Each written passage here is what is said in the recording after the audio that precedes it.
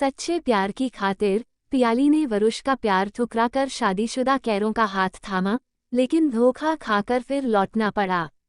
Sir, ये lunch time है और आप कॉफ़ी पी रहे हैं। वैसे भी सुबह से ये 5वां कप है। आपको पता है न, इतना कैफीन। पियाली की बात पूरी होने से पहले ही कैरों बोल पड़ा, सॉरी पियाली। दरअसल मुझे बाहर का खाना सूट नहीं होता और मेड अक्सर लेट हो जाती है, बस इसलिए सर। आज पड़ोस वाली दीदी आलू के पराठे और गाजर का हलवा दे गईं। मैं सुबह ही खा आई, चीट डे हो गया। कटोरी भर हलवा भी, तो कल तक की फुर्सत है। सोच रही थी अपना टिफिन किसी को दे दूं। अगर आप माइंड ना करें तो। अरे कौन कमबख्त आलू के पराठे और गाजर के हलवे के डेडली कॉम्बो को मना कर सकता है। तुम्हारी तो मजबूरी है, पर लगता है आज मेरी किस्मत अच्छी है। कैरों चहका, किस्मत तो आज मेरी अच्छी है। पियाली मन ही मन मुस्कुराए। वरुष, जो उसकी तरफ अपना टिफिन लेकर बढ़ रहा था, उसे बॉस के केबिन में जाता देख उदास होकर वापस चला आया।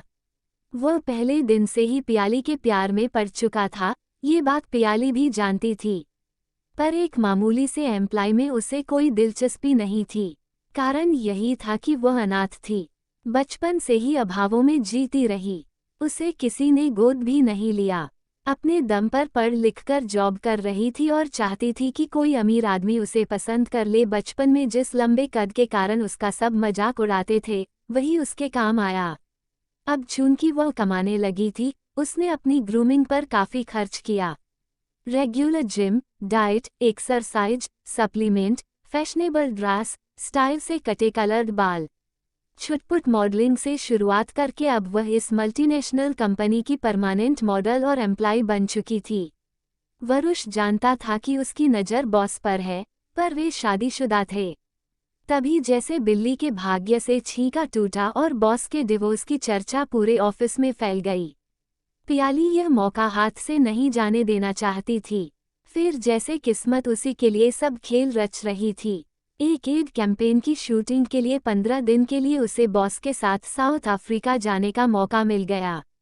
दोनों के बीच नज़दीकियां इतनी बढ़ गईं कि लौटते ही दोनों ने शादी करने का फैसला कर लिया।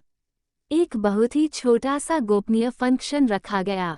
पियाली को कैरों ने सख्ती से मना किया कि किसी को कानों कान खबर न हो, क्योंकि डिवोर्स केस अभी कोर्ट में चल ही रहा था। डिवोर्स होते ही धूमधाम से रिसेप्शन करेंगे। फिर 2 महीने बाद ही पियाली को पता चला कि वह प्रेग्नेंट है। वह बहुत खुश भी थी और घबराई हुई भी। एक तरफ उसका खुशहाल वैवाहिक जीवन और दूसरी तरफ उसका करियर। मैं अभी 24 साल की ही हूँ। प्रेगनेंसी से फिगर खराब हो गया तो मॉडलिंग में काम नहीं मिलेगा। दूसरी तरफ कैरों को किसी भी हाल में बच्चा चाहिए। पहली बीवी से तलाक इसीलिए लिया क्योंकि शादी के 10 साल बाद भी बेऔलाद थे और आए दिन लड़ाइयाँ होती थीं। नहीं, मैं ये रिस्क नहीं ले सकती। बच्चे से हमारा रिश्ता भी मजबूत होगा और कैरों के पास इतना पैसा है कि मैं पूरी जिंदगी काम करके भी नहीं कमा पाती। उसने बच्चे को जन्म देने का फैसला कर लिया। कैरों तो जैसे खुशी से पागल ही हो गया। आनन फानन में उसने पियाली की जॉब छुड़वा दी और शिमला की खूबसूरत लोकेशन में उसे अपार्टमेंट खरीद कर दे दिया। पियाली को अपनी किस्मत पर भरोसा नहीं हो रहा था। उसका हर सपना पूरा हो गया था। बेहद अमीर, बेहद हैंडसम और बेहद चाहने वाला पति और दुनिया का सबसे सुंदर बच्चा, जिसको तीखे नैन नक्श अपने पिता से और घने रेशमी बाल, दूधिया रंगत अपनी माँ से मिली थी। वो हवाओं में उड़ रही थी। आज प्रोटीन शेक पीने का मन नहीं है कैरों प्लीज। पियाली ने कैरों के हाथ में गिलास देखकर बुरा सा मुंह बनाया। ये बस प्रोटीन शेक नहीं है, इसमें सभी सप्लीमेंट्स हैं जो ब्रेस्टफीडिंग के लिए बहुत जरूरी हैं जान। तुम तो जानती ही हो ना। कैरों ने प्यार से उसके सिर पर हाथ फेरा और बच्चों की तरह पुचकारते हुए उसे गिलास थमा दिया। उसका फोन बार बार वाइब्रेट हो रहा था। झुंझलाकर वह बालकनी में गया। वहां किसी से उसकी बहुत देर बहस चली। मौके का फायदा उठाकर पियाली ने चुपके से गिलास सिंक में उंडेल दिया और आंखें बंद करके सोने की एक्टिंग करने लगी। करीब आधे घंटे बाद कैरों अंदर आया। पियाली सोच रही थी कि जब वह उसे कंबल उड़ाकर गुड नाइट किस करेगा, तभी वह उसे बाहों में जकड़ लेगी। तभी उसे किसी औरत की आवाज़ सुनाई दी। वह चौंक कर उठने वाली थी, पर पता नहीं क्यों उसने सोने की एक्टिंग करते रहने का सोचा। तुमको समझा समझा कर थक गया हूँ श्रेया, तुम्हारा उतावलापन सब गड़बड़ कर देगा। कैरों झुंझलाया हुआ था। श्रेया ये नाम सुनकर पियाली के कान खड़े हो गए। ये तो कैरों की पहली पत्नी है जिससे डिवोर्स हो चुका, अब क्या और पैसे ऐंठने आई है।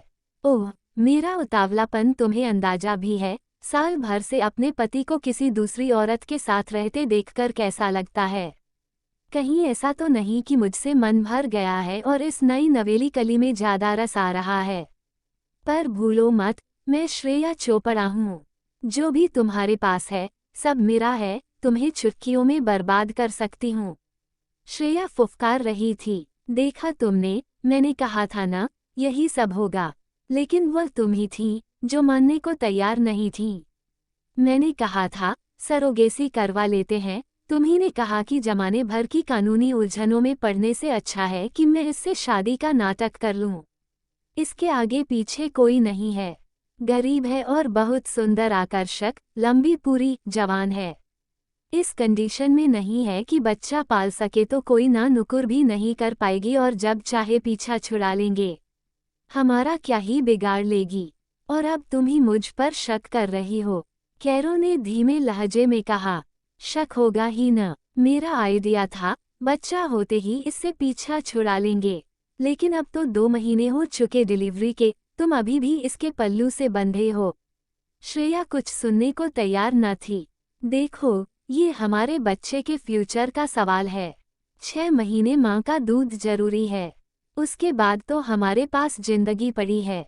तुम ऐसे बार बार यहाँ चली आती हो, मुझे इसके प्रोटीन शेक में नींद की दवाई मिलाकर देनी पड़ती हैं। इसका बुरा असर हमारे बच्चे पर भी पड़ेगा। साल भर भरोसा किया है न, 4 महीने और सही जान प्लीज। इस जैसी लड़कियों की तुम्हारे आगे बिसात ही क्या है, जब कहो लाइन लगा सकता हूँ। कैरो ने उसे गले लगाते हुए कहा। हमम मन तो कर रहा अभी इस डायन का गला घोंट दूं, पर ठीक है, 4 महीने और सही। मेरे बेटू को मेरी गोद में दो, इसके बिन रहा नहीं जाता अब। वे दोनों उसके बेटे को लेकर बाहर चले गए और प्याली की चीखें उसके गले में ही घुटकर रह गईं। वो एकदम सन्न रह गई। एक पल में उसकी पूरी दुनिया चकनाचूर हो चुकी थी। पर उसे ये समझ आ गया था कि वे दोनों बहुत शातिर, पावरफुल और क्रूर हैं। उसका कोई भी गलत कदम उसकी जान ले सकता है और उसके बेटे को हमेशा के लिए उससे दूर ले जा सकता है। रोते रोते कब उसकी आंख लग गई उसे पता ही न चला। निराशा के उन पलों में उसके सामने सिर्फ वरुष का चेहरा ही आया। बस वही था जिस पर वह भरोसा कर सकती थी। शर्मिंदगी ने उसे आ घेरा। अगले दिन उसने वरुष का नंबर डायल किया। वह तो खुशी से निहाल ही हो गया। बस उसी को पियाली की चिंता थी कि वह बिन बताए कहाँ चली गई है। सारी सूरत हाल जानकर उसे समझ नहीं आ रहा था कि वह क्या कहे। वह चाहता था कि कैरों और श्रेया को कानूनन सजा मिले, पर उनके पैसे और रुतबे की ताकत को वह समझता था। सुनो पियाली, अभी भी बहुत देर नहीं हुई। भगवान की कृपा से समय रहते तुम सावधान हो गईं। सबसे पहले तो अपनी जान बचाने की फिक्र करो। घर में हिडन कैमरे लगाओ, साउंड भी रिकॉर्ड करो। जिस अपार्टमेंट में रह रही हो उसके कागज अपने पास रखो, ये तुम्हारे नाम है, तुम्हारे काम आएगा। 4 महीने के भरोसे न रहो, कभी भी कुछ भी हो सकता है। इन दोनों के खिलाफ पर्याप्त सबूत इकट्ठे होते ही मुझे सिग्नल देना। हम इस देश से बाहर निकलकर इन दोनों पर केस करेंगे। तुम्हारी और हमारे बेटे की सुरक्षा सुनिश्चित करने के बाद पियाली के पास उसका शुक्रिया अदा करने के लिए शब्द नहीं थे। उसने सब कुछ वैसा ही किया जैसा वरुष ने कहा। प्लेन टेक ऑफ कर चुका था। उसका हाथ वरुष के हाथ में था। उसका बेटा वरुष की गोद में सुकून से सो रहा था। वरुष, हर चमकती चीज सोना नहीं होती, सादगी की भी अपनी खूबसूरती होती है। ये बात मुझे देर से समझ आई, पर फिर भी उतनी देर नहीं हुई। यही सुकून है। पियाली के लिए यही राहत क्या कम थी कि सच्चे प्यार का मतलब समझ आ गया और जान भी बच गई।